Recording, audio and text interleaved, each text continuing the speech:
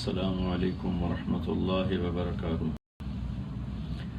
بسم اللہ الرحمن الرحیم، والصلاة والسلام علی سیدنا و مولانا اشرف المرسلین محمد وعلی آلہ وصحبہ اجمعین، اما بعد۔ میرے محترم عزیزوں، بھائیوں، دوستوں اور بہنوں، اس وقت میں مدینہ منورہ کی حاضری کا شرف حاصل کر رہا ہوں اور اپنے پیج سے میں آپ سب سے بات کر رہا ہوں۔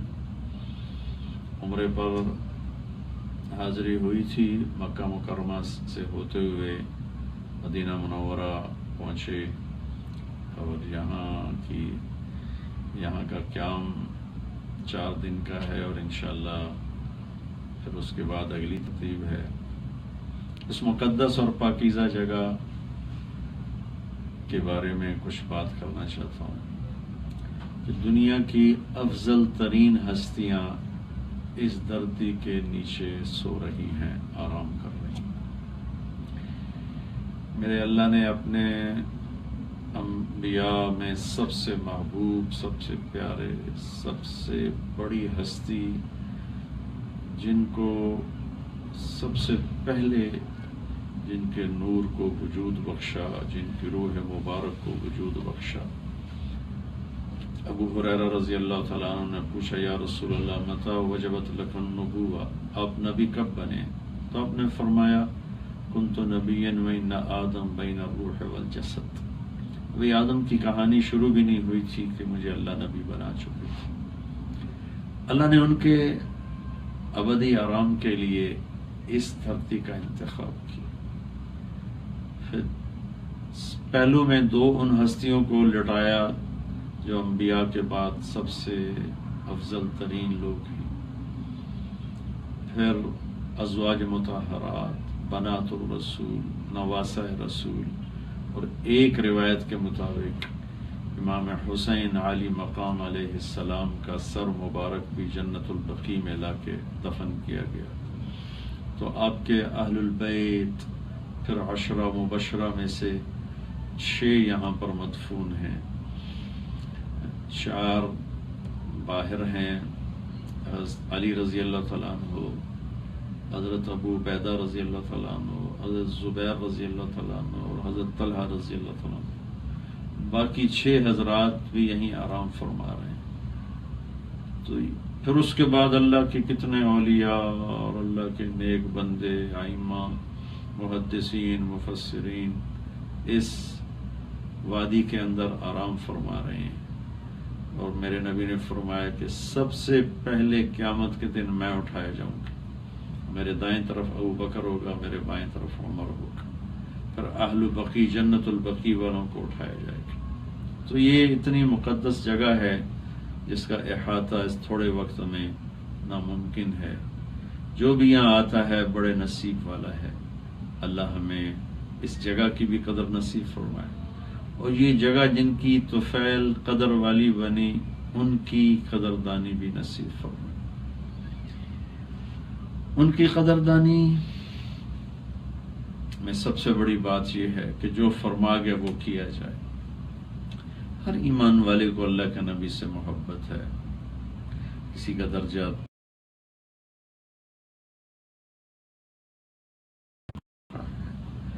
جھوٹ کے اندھیرے چھائے ہوئے، اور میرے نبی نے فرمایا فَلْيَصْدُقِ الْحَدِيثَ إِذَا حَدَّثَ، جب بھی مجھ سے اور میرے رب سے پیار کرنے والا وہ ہے جو جب بولے گا سچ بولے گا، جھوٹ کبھی نہیں بولے گا۔ میرے نبی نے فرمایا میرا امتی ہر گناہ کر سکتا ہے، 2 نہیں کر سکتا، ایک جھوٹ نہیں بول سکتا، ایک دھوکہ نہیں دے سکتا۔ تو آپ نے فرمایا کہ پہلی نشانی یہ ہے کہ وہ سچ بولے گا۔ جب اللہ جنت میں اپنا دیدار کروائیں گے، اور جنت بہت اعلیٰ چیز ہے، جنت میں نبیوں کا پڑوس اس سے بھی اعلیٰ چیز ہے، اللہ کے محبوب کی زیارت دیدار اس سے بھی اعلیٰ چیز ہے، اللہ کا راضی ہو جانا یہ ساری نعمتوں سے اعلیٰ چیز ہے، اور پھر اللہ کا دیدار یہ ساری نعمتوں سے بڑھ کر نعمت ہے کہ کامیابی کی تکمیل ہوگی کہ اللہ کو سر کی آنکھوں سے دیکھا.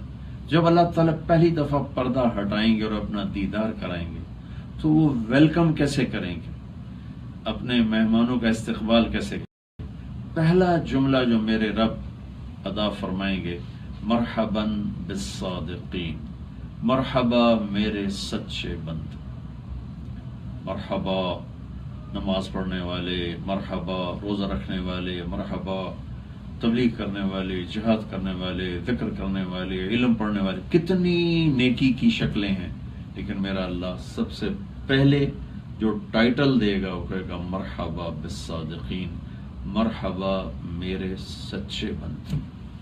تو بھائی اور بہنوں عزیزو، اللہ اس کے رسول سے پیار ہو اور ادھر سے بھی پیار ہو، اس کی پہلی شرط یہ فَلْيَصْدُقِ الْحَدِيثَ إِذَا حَدَّثَ، جب بولے سچ بولے، جھوٹ نہ بولے. میرے نبی نے فرمایا کہ پیاز کھا کے مسجد میں مت آؤ، کچا پیاز، کچا لہسن، کہ اس سے منہ میں بدبو ہوتی ہے اور فرشتوں کو تکلیف ہوتی ہے، لہذا فرشتوں کو تکلیف نہ دو. جھوٹ بولنے والے کی کبھی آپ نے بدبو محسوس کی؟ پیاز کھانے والے کی بو تو ہمیں بھی آتی ہے، فرشتوں کو اور زیادہ آتی ہے. جھوٹ بولنے والے کے پاس بیٹھو، منہ سے منہ ملا کے سنو، کوئی بدبو نہیں ہے. لیکن میرے نبی نے فرمایا کہ جھوٹ جب آدمی بولتا ہے تو اس کے منہ سے اتنی بدبو نکلتی ہے کہ فرشتے 3 میل تک دور بھاگ جاتے. پیاز کی منہ کی بو سے بھاگتے نہیں، تکلیف ہوتی ہے، لیکن جھوٹ بولنے کی بدبو اتنی ہے کہ فرشتے برداشت نہیں کرتے، 3 میل تک بھاگ جاتے. تو بھائی میرے عزیزو جو سن رہے ہو، میں مدینے سے یہ پیغام دے رہا ہوں، اپنی زندگی میں سچ کو لے آؤ، جھوٹ کو نکال دو. کہ جھوٹ بولنے کا فائدہ وقتی ہوگا اور لعنت ہمیشہ کی ہوگی. لعنت اللہ علی الکاذبین، قرآن پکارا کہ جھوٹوں پہ اللہ کی لعنت. اور ادھر اللہ کہتا ہے یا ایھا الذین آمنوا اتقوا اللہ وکونوا مع الصادقین، تقوی اختیار کرو ایمان والوں اور سچوں کے ساتھ جڑ جاؤ، سچ بولنے والوں کے ساتھ جڑ جاؤ. ایسے اہل اللہ مراد ہیں، اولیاء اللہ. ہر مسلمان ولی ہے جو سچ بولتا ہو، ہر وہ مرد عورت ولی اللہ ہے جو سچ بولتا ہو. جھوٹ بولنے والے کی اللہ سے دوستی نہیں ہو سکتی. توبہ کرے تو ہر شے معاف. تو سچ وہ روشنی ہے جو دنیا میں بھی ہمیں روشن کرے گی، قبر میں بھی روشن کرے گی، اور حشر میں بھی روشنی ہوگی. اور اللہ تعالیٰ کی طرف سے ٹائٹل ملے گا کہ تمہارا رب سچے بندوں کو خوش آمدید کہتا ہے، ویلکم کہتا ہے. اپنے دعوے کو دلیل کے ساتھ ثابت کریں. پہلی دلیل کیا ہے؟ سچ بولیں. فَلْيَصْدُقِ الْحَدِيثَ إِذَا حَدَّثَ وَيُؤَدِّ الْأَمَانَةَ إِذَا اؤْتُمِنَ، کبھی کسی کو دھوکہ نہ دیں، کبھی امانت میں خیانت نہ کریں. میں نے پہلے بھی حدیث دہرائی تھی، بتائی تھی کہ میرے نبی نے فرمایا کہ میرا امتی ہر گناہ کر سکتا، 2 نہیں کر سکتا، ایک جھوٹ نہیں بول سکتا، ایک دھوکہ نہیں دے سکتا. تو انہی 2 باتوں کو میرے نبی عشق رسول اور عشق الہی میں لے کر آئے کہ اگر تمہیں اللہ رسول سے محبت کا دعویٰ ہے تو پھر دوسرا کام یہ کرنا ہوگا، ساری زندگی کسی کو دھوکہ نہ دو، ساری زندگی کسی کو دو. من غش فلیس منا، جس نے دھوکہ دیا میری امت سے نکل گئی. لا دین لمن لا امانت له، جو امانت دار نہیں، جو دیانت دار نہیں، اس کے پاس کوئی دین نہیں. سارا دین اور امانت کو ایک بنا دیا میرے نبی نے کہ دین والا وہ جو امانت والا ہو، امانت والا وہ ہے جو دین والا ہو. امانت گئی تو دین بھی گیا. تو میرے عزیزو دکھ سے کہتا ہوں، مدینے میں بیٹھا ہوں، میرے ملک کے سارے بازار دھوکہ بن گئے. دھوکہ دھوکہ دھوکہ.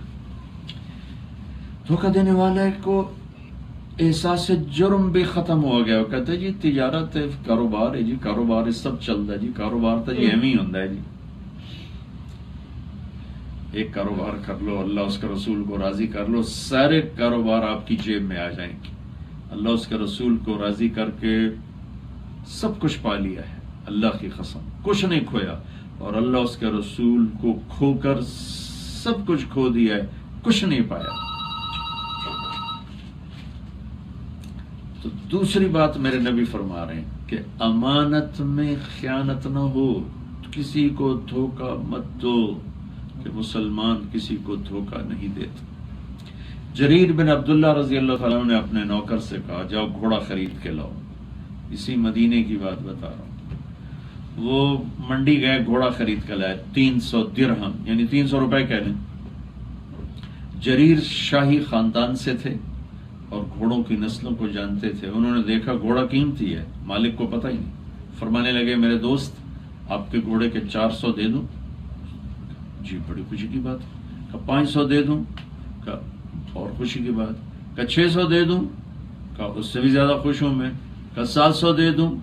کہا میں اس سے بھی زیادہ خوش ہوں، لیکن وہ پریشان ہو گیا تو کہنے لگا 800 دے دوں؟ کہنے لگے 800 دے دوں؟ کہنے لگا بھائی صاحب آپ میرا مذاق نہ اڑاؤ، سودا لینا ہے تو لو، میرا مذاق تو نہ اڑاؤ۔ یہ کیوں کہ میں اور آپ جب کوئی چیز خریدتے ہیں تو ہم قیمت گھٹاتے ہیں، اور جو بیچنے والا ہے دکاندار وہ بڑھاتا ہے، ہم گھٹانے کی طرف ہوتے ہیں، وہ بڑھانے کی طرف ہوتے ہیں۔ اب یہاں الٹا ہو رہا ہے، بیچنے والے نے کہا 300، خریدنے والے نے کہا 400، 500، 600، 700، 800۔ کہا حضور لینا تو لو، میرا مذاق تو نہ اڑاؤ۔ کہا اس کو 800 دے دو، گھوڑا باندھ دو۔ وہ تو پنجے کے ہوتے سیر کڑائی، وہ تو چھلانگے مارتا ہو گیا۔ تو جب وہ چلا گیا تو ان کے نوکر نے پوچھا حضور یہ میں تو 300 میں سودا کر کے لایا تھا، 500 کس خوشی میں دیا ہے؟ سبحان اللہ، کیا فرمایا کہ دیکھو میں نے اپنے نبی کے ہاتھوں میں ہاتھ دے کر یہ عہد کیا تھا، میرے نبی نے مجھ سے یہ وعدہ لیا تھا کہ میں جب تک زندہ رہوں گا ہر مسلمان کی خیر خواہی چاہوں گا، کسی کو دھوکہ نہیں دوں گا۔ میں 300 میں رکھ لیتا، قانون شرعی قانون کی پکڑ میں نہیں تھا۔ یہ میری گھڑی ہے، 100 ریال میں بیچوں یا 500 ریال میں بیچوں یا 10 ریال میں بیچوں، لیکن ایک اخلاق کے تقاضے ہیں، ایک قانون کے تقاضے ہیں۔ تو ارشاد فرمایا کہ میں نے اپنے نبی کے ہاتھوں میں ہاتھ دے کر یہ وعدہ کیا تھا کہ جب تک زندہ رہوں گا کسی کا برا نہیں چاہوں گا، بھلا چاہوں گا۔ 300 میں رکھنا دھوکہ تھا۔ 800 گھوڑے کی قیمت میں نے 800 دی تھی، میرا ضمیر مطمئن ہے۔ تو میرے بھائیو بہنوں، دوسرا کام اللہ مجھے بھی ہمت دے، آپ کو اپنی زندگی میں امانت کو لے آئیں، امانت کو لے آئیں۔ جھوٹ کا نفع وقتی، لعنت ہمیشہ۔ دھوکے کا نفع وقتی، گناہ ہمیشہ، لعنت ہمیشہ۔ تو میرے نبی پاک صلی اللہ تعالی علیہ وسلم نے دوسری نشانی محبت کی یہ ارشاد فرمائی کہ وہ دھوکہ نہیں دیتا، وہ امانت میں خیانت نہیں کرتا۔ اس لیے میرے نبی نے فرمایا سچا تاجر، امانت دار تاجر قیامت کے دن نبیوں کے ساتھ کھڑا کیا جائے گا۔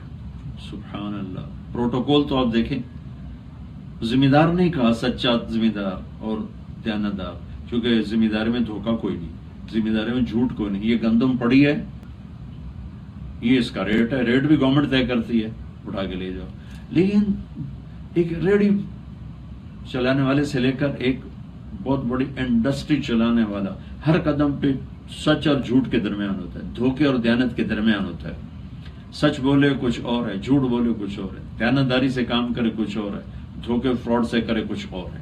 شیطان وقتی نفع دکھا کے اس کے ضمیر کو موت دے دیتا ہے، اور میرا اللہ اس کا رسول صحیح بات پیش کر کے آپ کے ضمیر کی کو زندگی دے رہے ہیں، آپ کے چہرے کو روشن کر رہے ہیں، آپ کو چین کی نیند سلا رہے ہیں۔ سچا تاجر پستہ ہے، دیانتدار تاجر پستہ ہے۔ سچا افسر ہو، سچا دیانتدار افسر ہو، وہ پستہ ہے۔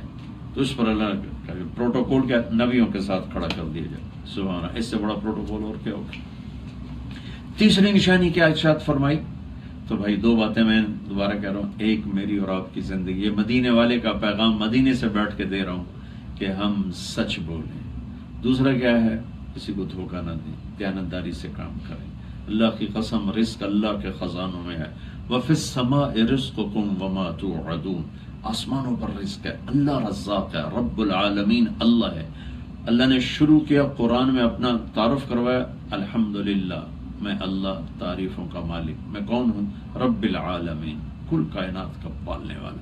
قرآن کو اینڈ کیا قل اعوذ برب الفلق، قل اعوذ برب الناس، رب سے شروع کر کے رب پہ ختم کیا. سورۃ فاتحہ کو ہر رکعت میں پڑھنے کا حکم دیا، رب العالمین. رکوع میں سبحان ربی العظیم، سجدے میں سبحان ربی العالی، رکوع سے کھڑے ہو کر ربنا لک الحمد. نماز کی دعا میں رب اجعلنی مقیم الصلاۃ، رب رب رب رب رب، پالنے والا اللہ، پالنے والا اللہ، پالنے والا اللہ. اتنی تسلیاں دی ہیں کہ جھوٹے کے لیے گنجائش کوئی نہیں، دھوکہ دینے والے کے لیے گنجائش کوئی نہیں. صرف اس کے ضمیر کی موت ہے کہ وہ ایک برائی کو اپنی مجبوری بنا کے چل رہا ہے، ورنہ یہ جہان سچوں کا ہے، دیانتداروں کا ہے. اللہ اسی سے راضی ہوتا. چونکہ امتحان ہے تو اس میں حسین جیسے سچوں کے سر کٹ کے نیزے پر چڑھ گئے، یزید جیسے جھوٹے دغاباز فریبی وہ تخت پہ بیٹھے رہے. تو وہ امتحان ہے، یہ دار الامتحان ہے، یہ دار الامتحان ہے. اللہ نے اپنے حبیب جیسا نہ کوئی ذات بنائی، نہ حبیب کے گھر جیسا کوئی گھر بنایا، نہ ان کے خاندان جیسا کوئی خاندان بنایا، نہ ان کی نسل جیسی کوئی نسل بنائی، نہ ان کی اولاد جیسی کوئی اولاد بنائی. کسی نبی کی اولاد کو جنت کی سرداری نہیں ملی، صرف میرے نبی کی اولاد کو جنت کی سرداری ملی ہے. میرے بیٹے حسن حسین جنت کے نوجوانوں کے سردار ہیں. دنیا میں ایک زہر سے تڑپ تڑپ کے جان دے کے چلے گئے، سازشوں کا شکار ہوئے، ایک کسا کٹ کے نیزوں پہ چڑھ گیا، لیکن سچے تھے. کامیابی کے سہرے انہی کے سر پہ بندھے، عزت کے ہار انہی کے گلے میں ڈالے گئے، عزتوں کے تاج انہی کے سر پہ سجائے گئے. جھوٹوں پر کائنات نے لعنت برسائی، پھٹکار برسی ان پر، کل کائنات کے پھٹکار برسی. ہے صحیح حدیث سنا رہا ہوں طبرانی کی کہ جس وقت امام حسین شہید کیے گئے، ملک شام کے جس پتھر کے نک کو اٹھاتے تھے نیچے سے خون نکلتا، نیچے سے خون نکلتا. امتحان جو ہوا، عاشق ہوں میں عشق کماں میں دل رکھیں وانگ پہاڑاں ہو، سہ سہ بدیاں ہزار لامے کر جانے باغ بہاراں ہو، منصور جائے چک اصولی دیتے جڑے واقف کل اسراراں ہو، سجدے سر چائیں نوا ہو توڑے کافر کہن ہزاراں ہو. تیسری دو باتیں ہوں گی. تیسری بات کیا ہے؟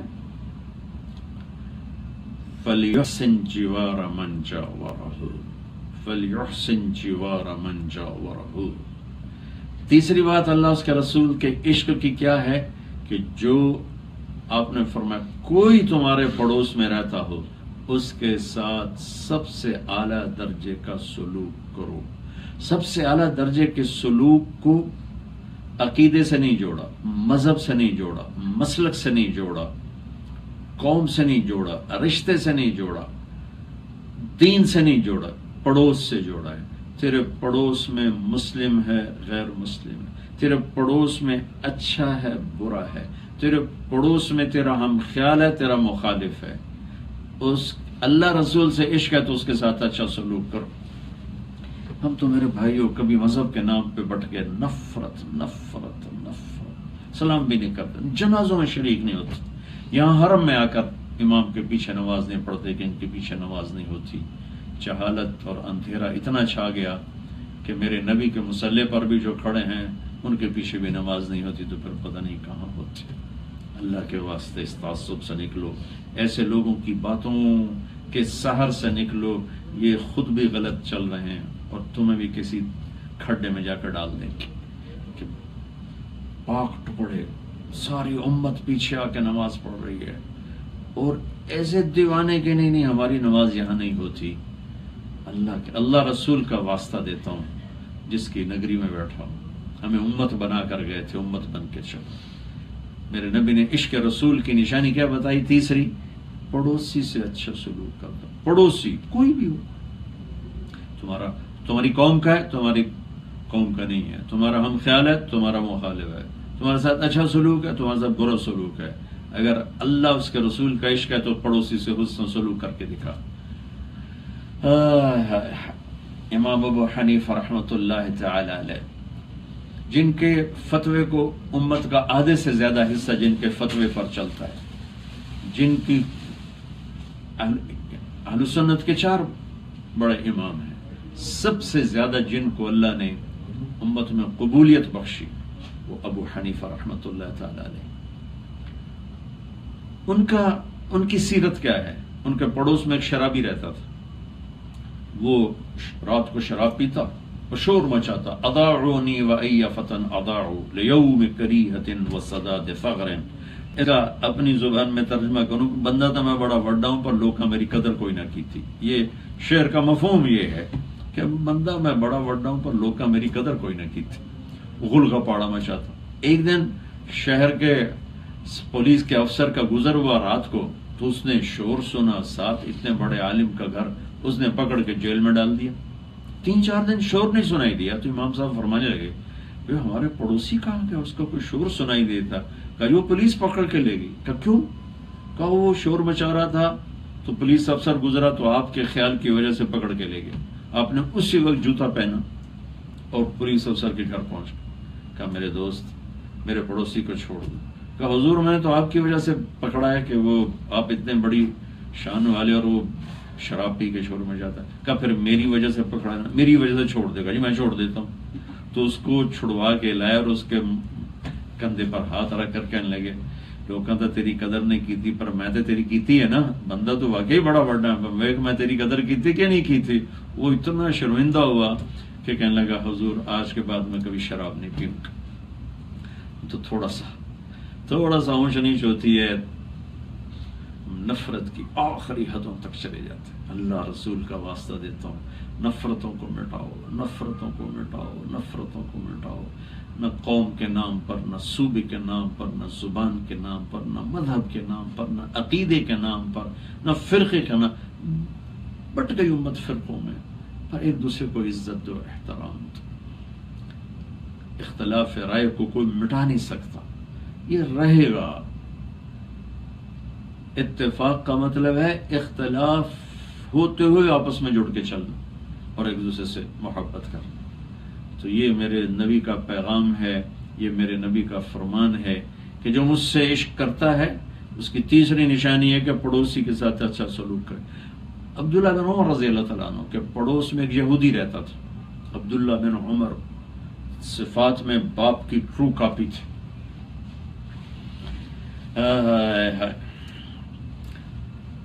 بنو امیہ کا خلیفہ ہشام بن عبد الملک ولی عہد تھا، بھی خلیفہ نہیں تھا، لیکن عبداللہ بن عمر کی بڑی قدر کرتا تھا۔ حرم شریف میں دونوں کٹھے ہو گئے تو ہشام کہنے لگا سالم، عبداللہ بن عمر کے بیٹے سالم، پوتے کی سنا رہا ہوں، تو باپ کیسا تھا اور دادا کیسا تھا؟ کہنے لگے سالم بن عبداللہ بن عمر، کوئی ضرورت تو بتاؤ۔ کہنے لگے اللہ کے گھر میں اللہ کو چھوڑ کے تجھے بتاؤں گا، تو وہ چپ ہو گئے۔ جب طواف ختم ہو کے باہر نکلے تو ہشام نے کہا سالم اب تو بتاؤ، اب تو بیت اللہ نہیں۔ کہنے لگے کیا بتاؤں، دنیا کی حاجت بتاؤں یا آخرت کی؟ وہ کہنے لگا میں آخرت کی کیا پوری کروں گا، دنیا کی بتاؤ۔ کہنے لگے دنیا تو کبھی دنیا والے سے نہیں مانگی، تجھ سے کیا مانگوں گا؟ یہ پوتے کا حال ہی ہے۔ تو عبداللہ بن عمر زہد کی انتہا پر تھے، مہینے میں ایک دن گوشت پکتا تھا ان کے گھر میں۔ جس دن گوشت پکتا فرماتے بھائی ہمارے پڑوسی کو بھیجا کہ نہیں بھیجا؟ اگر گھر والا کہتے نہیں بھیجا تو کہتے پہلے اسے بھیجو پھر مجھے کھلاؤ، اگر ایسے بھیج دیا تو پھر کہتے بھائی ہمیں بھی کھلا دو۔ جب ایک یہودی کے پڑوسی ہونے کا یہ حق ادا کیا، بھائی ہم تو دیوار ایک ہوتی ہے، سگے بھائی چھوٹی سی بات پہ لڑے ہوتے ہیں، سلام دعا تک جنازے میں شریک نہیں ہوتے۔ میں چشم دید ہوں، دو بھائی سگے، ایک دیوار، ایک مر گیا دوسرا جنازے میں نہیں جا رہا، میں نے اس کو بلایا، اس کے بچوں کو بلایا، ہاتھ جوڑے پاؤں پکڑے، وہ ہن مر گیا ہے، ہن چھڑ نہیں جی اسی نہیں جاونا، نہیں گئے۔ یہ میرے دیس کا کلچر ہے بھائی، میرے بھائی بہنوں، بڑی مقدس جگہ سے میں یہ پیغام دے رہا ہوں کہ ہم محبتیں پھیلائیں، نفرتوں کو مٹائیں۔ اب دیکھو میرے نبی نے عشق رسول کی کیا نشانی بتائی کہ وہ سچ بولے گا، جھوٹ کبھی نہیں بولے گا، وہ دیانتداری سے کام کرے گا، کبھی دھوکہ نہیں دے گا، وہ پڑوسی سے اچھا سلوک کرے گا۔ انسانیت کا در، تینوں سبق انسانیت کا درس ہیں۔ اس میں عبادت کا کوئی ذکر نہیں آیا، اس میں راتوں کے اٹھنے کا کوئی ذکر نہیں، اس میں حج عمرے کا کوئی ذکر نہیں۔ یہ نہیں کہ ان کا انکار ہے، وہ اپنی جگہ پر ہیں، لیکن میرے نبی نے اپنے اور اپنے رب کی محبت کی نشانی وہاں لے کر آئے جس پر معاشرہ بنتا ہے۔ نماز ہماری بنیاد ہے، روزہ ہماری بنیاد ہے، حج ہماری بنیاد ہے، ذکر و تلاوت ہماری بنیاد ہے، علم و ذکر ہماری بنیاد ہے۔ بنیاد کو گھر نہیں کہتے، پوری عمارت بننے کو گھر کہتے ہیں۔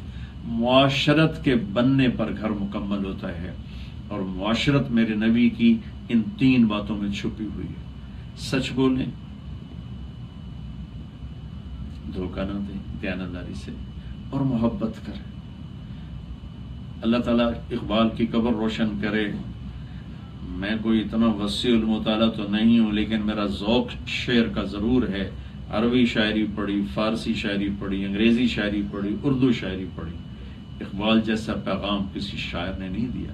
شعر بطور شعر ان سے بہت بڑے بڑے شعراء پڑھے ہیں اپنے دیس میں، لیکن شعر میں جو پیغام کسی نے دیا ہے، اقبال جیسا پیغام کوئی نہیں دے کے گیا۔ اللہ اس کی قبر کو روشن کرے۔ 96 میں ہم انڈونیشیا گئے تھے جماعت میں، تو اس وقت جنرل حبیبی وہ تھا عارضی طور پر 6 ماہ کے لیے صدر بنایا گیا تھا الیکشن کروانے کے لیے۔ تو اس سے ہماری جماعت ملی، تو اس نے کہا کہ تمہیں خبر ہے کہ ہم نے آزادی کیسے حاصل کی؟ تو ہمارے دوستوں نے کہا جی آپ ہی بتائیں گے۔ کہا تمہارے لیڈر محمد علی جناح رحمۃ اللہ علیہ اور تمہارے شاعر محمد علی جناح رحمۃ اللہ علیہ کی تقریریں اور تمہارے شاعر کی پوئٹری کو، شعر کو ہم نے اپنی زبان میں ٹرانسلیٹ کر کے تحریک چلائی اور ہم کامیابی تک پہنچے۔ تو اقبال مرحوم کا شعر ہے: یقین محکم عمل پہ ہم محبت فاتح عالم، جہاد زندگانی میں یہی ہے مردوں کی شمشیر، جہاد زندگانی میں یہ ہے مردوں کی شمشیر ہے۔ کہ ایک اللہ پر یقین ہو، ایک محنت میں کمی نہ ہو، ایک محبت ہو، 3 کام کر لو ساری دنیا کو فتح کر لو۔ اللہ پر یقین، عمل مسلسل دین میں بھی دنیا میں بھی، اور محبت ایک وہ سرمایہ ہے جس سے معاشرہ بنتا ہے، اور اس وقت پوری امت عرب و عجم اس دولت کو کھو چکے ہیں، اور ہم عجیب و غریب قسم کے نیگیٹو کردار بن چکے ہیں۔ نہ دنیا، تھوڑا سا گاڑی لگ جائے تو سڑک پہ کھڑے ہو کے لڑنا شروع کر دیتے ہیں، ماں بہن ایک کر دیتے ہیں، تھوڑا سا کوئی غلط پارکنگ کر دے تو اس کو گالیاں سنا اس کا برا حشر کر دیتے ہیں۔ بھائی اللہ رسول کا واسطہ دیتا ہوں، صبر سیکھو، صبر سیکھو، صبر سیکھو، معاف کرنا سیکھو، معاف کرنا سیکھو، معاف کرنا سیکھو، محبت کرنا سیکھو، محبت کرنا سیکھو، محبت کرنا سیکھو۔ یہ اس کملی والے کا پیغام ہے، اس محمد مصطفیٰ صلی اللہ علیہ وسلم کا پیغام ہے۔ ایک حدیث سنت میرے نبی نے فرمایا اسلام کا سب سے مضبوط عمل کیا ہے؟ بہت سنا چکا ہوں۔ صحابہ نے کہا نماز، آپ نے کہا نہیں۔ جہاد، آپ نے فرمایا نہیں۔ روزہ، آپ نے فرمایا نہیں۔ حج، آپ نے فرمایا نہیں۔ کہا یا رسول اللہ پھر آپ بتائیں۔ کہا محبت، اسلام کا سب سے مضبوط عمل محبت ہے۔ اللہ کے لیے محبت، اللہ کے لیے بغض۔ اللہ کے لیے محبت کرنے سے انسان کی ذات اور اس کے کردار نکل جاتے ہیں۔ بھئی اللہ کا بندہ ہے اور اللہ کا ماننے والا ہے، یا اللہ کا نبی کا ماننے والا، بس مجھے اس سے پیار کرنا ہے۔ تو میری گزارش یہ ہے کہ ہم محبتیں پھیلائیں، نفرتوں کو مٹائیں، رشتوں کی قدر کریں۔ ماں باپ اگر زندہ ہیں تو ان کے پاؤں دھو کے پانی پی لو، ان کا پاؤں دھو کے پانی پی لو۔ ماں باپ سے کہتا ہوں اولاد پہ جبر نہ کرو، شدت والا راستہ ٹھیک نہیں، سختی والا راستہ ٹھیک نہیں۔ انہیں اپنی رائے کا حق دو، ان پر اپنی رائے مسلط نہ کرو۔ میں بڑے ڈر کے کہتا ہوں کہ آج کی اولاد کی نافرمانی میں آدھا حصہ ان کی اپنی بغاوت کا ہے، آدھا حصہ ماں باپ کی نادانی کا ہے۔ اللہ تعالیٰ ہمیں رشتوں کی قدردانی نصیب فرمائے۔ ماں باپ کی ذمہ اولاد کو عزت دے، قدر دے۔ ہمارے یہاں رشتے ناتوں میں اتنی شدت ہوتی ہے، اتنی۔ ابھی ایک بچی مجھے ملنے آئی تھوڑی دیر پہلے، پاکستان کے ہیں، جدہ میں رہتے ہیں، کہ بہت اچھا رشتہ آیا ہوا ہے راجپوت فیملی کا، لیکن ہم راجپوت نہیں ہیں۔ تو میرے ماں باپ کہہ رہے کہ نہیں ہم نے باہر نہیں کرنا، ہم نے اپنی فیملی میں کرنا ہے۔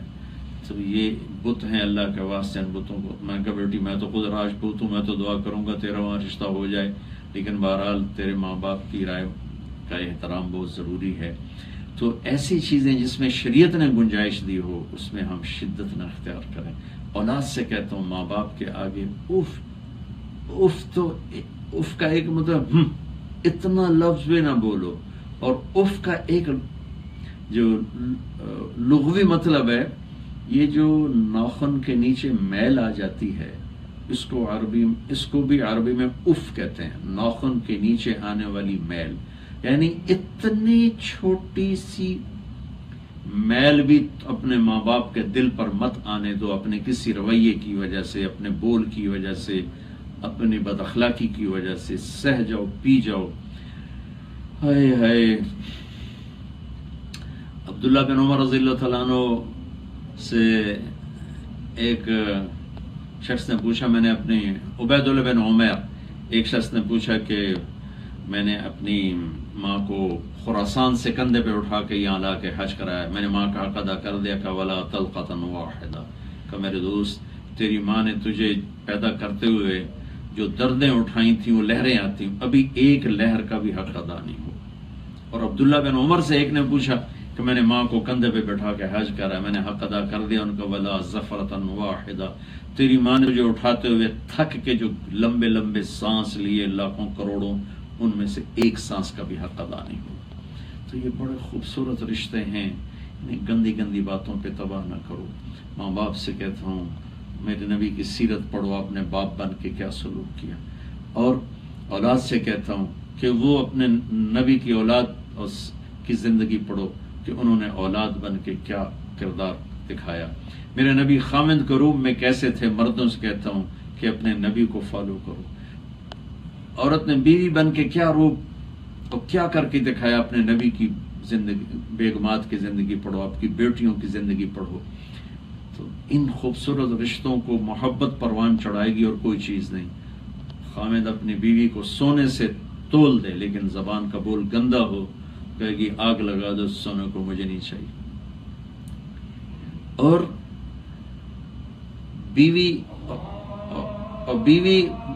بیوی کا ایک گندا بول خامد کی زندگی کو تلخ کر دیتا. سب کچھ اپنے خامد کی خدمت کرے لیکن زبان کا بول گندا ہو, کہے کہ مجھے تیری خدمت نہیں چاہیے, تجھے تیرا میٹھا بول چاہیے.